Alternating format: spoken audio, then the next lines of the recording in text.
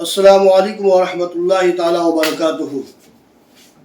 الحمدللہ نحمدہ ونصلی ونسلم علی رسولہ الکریم، اما بعد فاعوذ باللہ من الشیطان الرجیم، بسم اللہ الرحمن الرحیم۔ قل بفضل اللہ وبرحمتہ فبذلک فلیفرحوا هو خیر مما یجمعون، صدق اللہ العظیم۔ حضرات، سب سے پہلے قسط جو میرا ویڈیو آیا تھا اس میں ہم نے آقا صلی اللہ تعالیٰ علیہ وسلم کی ولادت کی خوشی کا ثبوت پیش کیا ہے، ولادت کی خوشی منانے کا ثبوت، اور اس میں ایک حدیث پاک بھی بیان کیا تھا، بخاری شریف کی حدیث پاک ہے کہ اگر حضور صلی اللہ تعالیٰ علیہ وسلم کی ولادت کی خوشی کافر بھی مناتا ہے تو اس کو بھی اس کی برزخی زندگی میں اس کا ثواب ملتا ہے۔ اس کے ثبوت پہ ہم نے بخاری شریف کی حدیث پاک حضرت عباس رضی اللہ تعالیٰ عنہ کی روایت کردہ بیان کیا تھا، فلما مات ابو لہب والی حدیث، کہ ابو لہب نے جب حضرت صوبیہ نے خبر سنائی کہ اے ابو لہب، تیرے خاندان میں ایک بچہ پیدا ہوا ہے، بہت خوبصورت ہے، تیرا بھتیجا پیدا ہوا ہے، عبداللہ کا لخت جگر پیدا ہوا ہے، تو ابو لہب نے خوشی کے مارے اپنی لونڈی کنیز حضرت صوبیہ کو انگلی سے اشارہ کیا کہ تم نے میرے بھتیجے کی ولادت کی خوشی سنائی ہے، خوشخبری سنائی ہے، میں تمہیں آزاد کرتا ہوں۔ یہ حدیث پاک کو میلاد مصطفیٰ کی خوشی منانے میں بطور دلیل ہم اہل سنت والجماعت پیش کرتے ہیں، لیکن کچھ منکرین میلاد مصطفیٰ اور کچھ انکاری لوگ جو ہیں، انکاری حضرات جو حضور صلی اللہ تعالیٰ علیہ وسلم کی میلاد مصطفیٰ کی خوشی منانے کا انکار کرتے ہیں، وہ سوال کرتے ہیں کہ اس حدیث پاک کو میلاد مصطفیٰ کی خوشی منانے میں بطور دلیل لانا درست نہیں ہے، اس لیے کہ یہ حدیث پاک حضرت عباس کی روایت کرتا ہے۔ حضرت عباس اس سمے اسلام نہیں لائے تھے، مسلمان نہیں ہوئے تھے، ایمان نہیں لائے تھے، اور ظاہر سی بات ہے کسی کافر کی بات کو یا کسی کافر کی روایت کو جو غیر ایمان والے ہوں اس کی روایت کو شریعت میں دلیل تو نہیں بنا سکتے ہیں نا۔ آج ہم اسی پر گفتگو کریں گے۔ علماء کرام فرماتے ہیں کہ حضرت عباس رضی اللہ تعالیٰ عنہ اس وقت اس حدیث پاک کی روایت کیے تھے جب آپ اسلام اور ایمان سے مشرف ہو چکے تھے، ایمان سے مشرف ہو چکے تھے، تب آپ اس حدیث پاک کی روایت کیے۔ ایک جواب۔ دوسرا جواب کیا ہے؟ اگر یہ حدیث پاک ابو لہب والی جو اس کی قبر میں حضور صلی اللہ تعالیٰ علیہ وسلم کی میلاد کی خوشی منانے کی وجہ سے قبر میں عذاب میں کمی آئی تھی، یہ حدیث پاک اگر میلاد مصطفیٰ کی خوشی منانے میں قابل دلیل اور قابل استناد نہ ہوتی تو حضرت امام بخاری رضی اللہ تعالیٰ عنہ، جن کی کتاب بخاری شریف ہے جو قرآن کریم کے بعد دوسرا درجہ رکھتی ہے اسلام میں مسائل شریعہ کی استنباط کے لیے، وہ اپنی اس کتاب میں اس حدیث پاک کو بطور استناد، بطور دلیل الصحیح بخاری میں نہیں پیش کرتے، اور صرف امام بخاری تک بات نہیں رہ جاتی بلکہ اس حدیث پاک کو امام بخاری کے استاد حضرت امام عبدالرزاق رحمت اللہ تعالیٰ علیہ نے المصنف میں بھی ذکر کیا اس حدیث پاک کو، اور حضرت امام بروسی رضی اللہ تعالیٰ عنہ نے بھی اس حدیث پاک کو اپنی کتب حدیث میں السنہ میں درج کیا ہے۔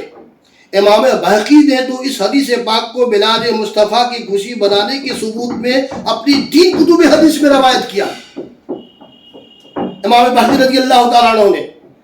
السنن الکبریٰ، شعب الایمان، دلائل النبوہ اور معرفت و احوال صاحب شریعہ میں بیان کیا ہے، اور امام ابن کثیر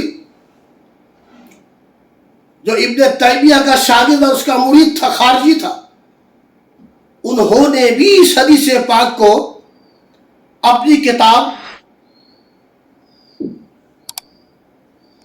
الطبقات الکبریٰ میں ذکر کیا ہے بطور دلیل کے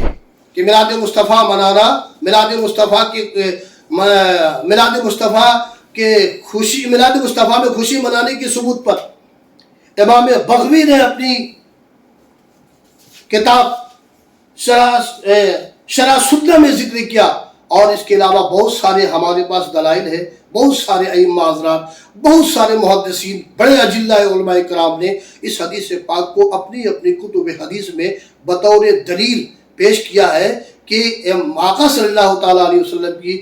ولادت کی موقع پہ خوشی منانا جائز ہے، اور اس پر انہوں نے یہ دلیل پیش کیا۔ اب آپ یہ بتائیے میرے محترم حضرات، میرے بھائیوں، کہ اگر مصطفیٰ صلی اللہ تعالیٰ علیہ وسلم کی ولادت کی خوشی منانے میں اس حدیث پاک کا کوئی کام نہیں ہوتا، یہ قابل دلیل نہیں ہوتی، تو امام بخاری ہرگز اپنی کتاب الصحیح میں نہیں لاتے، امام عبدالرزاق ہرگز المصنف میں نہیں لاتے، اور دیگر محدثین کرام نے ہرگز اس حدیث پاک کو اپنی کتب حدیث میں بطور دلیل اور استناد پیش نہیں کرتے۔ لہٰذا ان محدثین کرام کا، ان علماء کرام کا، ان اجلہ مفکر اسلام کا اپنی کتب حدیث میں بطور دلیل حضور صلی اللہ تعالیٰ علیہ وسلم کے میلاد مصطفیٰ کے موقع پر خوشی منانا، حدیث پاک کا ذکر کرنا اور لانا، اس بات کی دلیل ہے کہ یہ حدیث پاک فلما مات ابو لہب والی جو حدیث ہے، یہ قابل دلیل اور قابل استناد ہے۔ اس لیے ہم آقا صلی اللہ تعالیٰ علیہ وسلم کی ولادت کے موقع پہ ہم خوشی مناتے ہیں، اور یہ دلیل، یہ حدیث پاک ہمارے لیے کافی ہے، کیونکہ ہمارے اکابرین، بڑے بڑے اجلہ علماء کرام، محدثین اعظام نے ہمیں یہی درس دیا ہے۔ امام بخاری رضی اللہ تعالیٰ عنہ نے بیان کیا کہ جب ابو لہب حضور صلی اللہ تعالیٰ علیہ وسلم کی ولادت کی خوشی منائی اور اپنی کنیز صوبیہ کو آزاد کیا، تو اور وہ جب مر گیا تو حضرت عباس نے خواب میں دیکھا، اس نے کہا کیا حال اللہ تعالیٰ نے تیرے ساتھ کیا؟ تو اس نے کہا جب سے میں مرا ہوں تب سے عذاب میں مبتلا ہے، لیکن جب پیر کا دن آتا ہے تو جس انگلی سے میں اپنی لونڈی صوبیہ کو محمد ابن عبداللہ کی ولادت کی خوشی میں آزاد کیا تھا، اللہ تعالیٰ اسی انگلی میں ایک سردی پیدا کرتا ہے، پانی کی ٹھنڈک پیدا کرتا ہے، اور میں چوستا ہوں اس کو، جس سے میرے عذاب میں کمی آ جاتی ہے، آسانی آ جاتی ہے۔ سبحان اللہ، کیا بات ہے! وہ تو سڑا ہوا کافر تھا، جب اس نے میرے آقا صلی اللہ تعالیٰ علیہ وسلم کی ولادت کی خوشی منائی تو اس کا انعام اس کے برزخ میں ملا۔ ہم تو غلام مصطفیٰ ہیں، ہم تو آقا کا رٹ لگانے والے ہیں، یقیناً یہ عمل ہمارے لیے برزخ میں بھی کام آنے والا ہے اور قیامت کے دن بھی کام آنے والا ہے۔ اور ہم تو یہ کہتے ہیں کہ اگر ہمارے کسی عمل میں کچھ کمی ہو جائے تو میلاد مصطفیٰ کی خوشی منانے کے صدقے میں یہی عمل جو ہے ہمارے کمی والے عمل کو پورتی کر دیں گے۔ اس لیے میرے اہل سنت والجماعت کے معزز نوجوان دوستوں، ساتھیوں، کسی ایسے الے ملے کے چکر میں نہ آئے، اور آقا صلی اللہ تعالیٰ علیہ وسلم کی میلاد کی خوشی منانے سے آپ اپنے آپ کو نہ روکیں، خوب خرچ کریں۔ حضرت حسن بصری رضی اللہ تعالیٰ عنہ فرماتے ہیں اگر میرے پاس احد پہاڑ کے برابر بھی سونا ہوتا تو میں آقا کی میلاد کے موقع پر خرچ کر دیتا۔ بتائیے، وہ حسن بصری جنہوں نے حضور صلی اللہ تعالیٰ علیہ وسلم کی گود پہ پرورش پائی، وہ حسن بصری جنہوں نے ام سلمہ رضی اللہ تعالیٰ عنہ کے دودھ پی کر اس کی پرورش ہوئی، وہ حسن بصری جن کو عمر فاروق، ابو بکر صدیق جیسے جلیل القدر صحابی، خلیفہ اول اور دوم گود میں لے کے کھیلا کرتے تھے، ان کا یہ عقیدہ ہے کہ جب میرے مصطفیٰ صلی اللہ تعالیٰ علیہ وسلم کی ولادت کا موقع آتا اور میرے پاس احد پہاڑ کے برابر سونا ہوتا تو میں اس سارے سونے کو حضور کی میلاد کی خوشی میں خرچ کر دیتا۔ میرے آقا نے بھی حکم فرمایا کہ جب میرے میلاد کا وقت آئے تو تم لوگ روزہ رکھو، صحابہ کو حکم دیا روزہ رکھا کرو۔ میرے آقا خود بکریاں اور کھسی ذبح کر کے تقسیم کیا کرتے تھے کہ آج میری ولادت کا موقع ہے، میرے آقا خود اپنی ولادت کی خوشی منائے، تو آپ کون ہوتے میرے پیارے؟ اللہ تعالیٰ سے دعا ہے کہ آپ جیسے لوگوں کو اللہ ہدایت دے اور دل کا گرہ کو کھول دے، اور کھولنے کے بعد آپ بھی اہل سنت والجماعت میں شریک ہو کر حضور صلی اللہ تعالیٰ علیہ وسلم کی میلاد کی خوشی منائے۔ استغفر اللہ ربی من کل ذنب و اتوب الیہ۔ السلام علیکم۔